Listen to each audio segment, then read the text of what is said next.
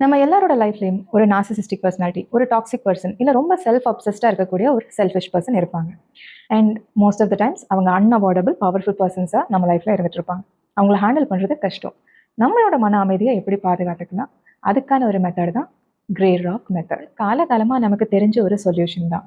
But இன்றைய வேகமான உலகத்திலையும் உணர்ச்சி பயப்படுதல்ங்கிற போர்வையினாலையும் நம்ம ஈகோ அட்டாக் ஆயிடுச்சுன்னு சொல்லி நான் உன்னை வின் பண்ணணும், இப்போ நான் உன்னை கண்ட்ரோல் பண்ணணும், இந்த கட்டாயத்தினாலே இந்த முறை ஓவர்லுக் பண்ணப்படுது, அண்டர் ரேட்டட் சொல்யூஷனாகவே பார்க்கப்படுது. ஸோ இதனுடைய செயல்முறை தான் என்ன?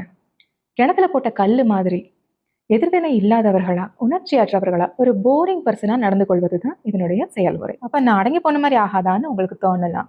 பட் இந்த மாதிரியான நபர்களை வாக்குவாதம் பண்ணி வின் பண்ணணும்னு நினைக்கிறது பொத்திசாலித்தனம் அல்ல. இல்லை நான் அவங்கள அடக்கியே தீருவேன்னு நீங்கள் குரலையே வசத்துட்டீங்கன்னா நம்மள அறியாமலே நமக்கு நாமே நிறைய டேமேஜஸ் எடுக்கிற மாதிரி சுச்சுவேஷன் அமையலாம்.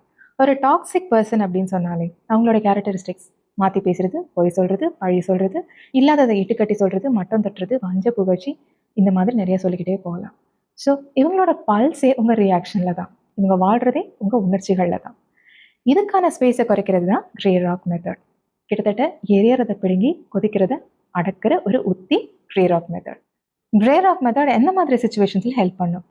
நீ பண்ணுறது சரியில்லை அப்படின்னு துணிந்தோ எதிர்த்தோ சொல்ல முடியாத, கன்ஃபரண்ட் பண்ண முடியாத இடத்துல ஹெல்ப் பண்ணும்.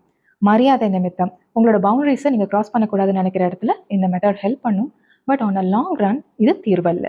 இதை எங்கெல்லாம் அப்ளை பண்ணலாம்? அந்த பர்சனோட கம்யூனிகேட் பண்ணும்போது ஒன் வேர்ட் ஆன்சர்ஸ் கொடுக்கலாம். ஆமாம், தெரியலை, இல்லை, இது மாதிரி.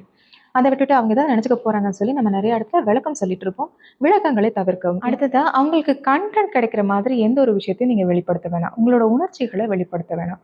இந்த நபர் இல்லாமல் உங்களோட பர்சனல் லைஃப்பில் வேறு ஏதாவது ஒரு சேலஞ்சிங் சுச்சுவேஷன் இருக்குது, ஒரு ஸ்ட்ரெஸ்ஃபுல் மூமெண்ட் போயிட்டு இருக்குன்னா, அதனால் நீங்கள் அப்செட்டாக இருக்கீங்கன்னா அது சார்ந்த எந்த பர்சனல் விஷயத்தையும் இந்த நபர்கிட்ட சொல்லாதீங்க. ஏன்னா ப்ரைவசி இஸ் பவர். உங்கள் லைஃப்பில் என்ன நடக்குதுன்னு தெரியாமல் இருக்கிற வரைக்கும் அவங்க எதை அட்டாக் பண்ணுறதுன்னு அவங்களுக்கும் தெரியாது. ஒரு பொது கூட அங்கே நீங்கள் முகம் கொடுத்து பேச வேண்டிய ஒரு கட்டாயம். நீங்கள் டாபிக் சேஞ்ச் பண்ணலாம், திசை திருப்பலாம். உங்கள் உணர்ச்சிகளை சுரண்டுவது தான் அவங்களுக்கு ப்ளஷர். ஸோ இதுக்கு தீனி போடக்கூடாது அப்படிங்கிற புரிதல் உங்களுக்கு வந்துட்டாலே உங்கள் மன அமைதி சேஃப். கிரே ராக் மெத்தட் பொறுத்த வரைக்கும் 2 வார்னிங்ஸ் இருக்குது. நீங்கள் ஒரு சீரியஸ் ப்ராப்ளமில் இருக்கிறீங்க, உங்கள் லைஃப் ஒரு ரிஸ்கில் இருக்குது, இந்த மாதிரி ஏதாவது ஒரு சம்பவத்தில் கிரே ராக் மெத்தட் ஹெல்ப் பண்ணாது. அந்த இடத்துல புத்தி சாதுரியத்தோட உரிய உதவியை நாடுவது அவசியம். 2வது வார்னிங், நீண்ட நாட்களுக்கு இந்த மெத்தட் பயனளிக்காது. அந்த இடத்துல ஒரு முடிவு எடுக்கணும். அந்த முடிவு சர்வைவல் சார்ந்ததாக இருக்கணும். கிரே ராக் மெத்தடை பொறுத்த வரைக்கும் நீங்கள் எமோஷன்ஸை சப்ரெஸ் தான் பண்ணுறீங்க. ஸோ நிறைய நாட்களுக்கு நீங்கள் சப்ரெஸ் பண்ணிகிட்டே இருந்தீங்கன்னா அதுவே மன அழுத்தமாக மாறும். So this is not advisable. நீங்கள் எடுக்கக்கூடிய முடிவுகளாகட்டும் இல்லை உங்கள் எண்ணங்களாகட்டும் அது வளர்ச்சி சார்ந்ததாகவே இருக்கட்டும். நன்றி.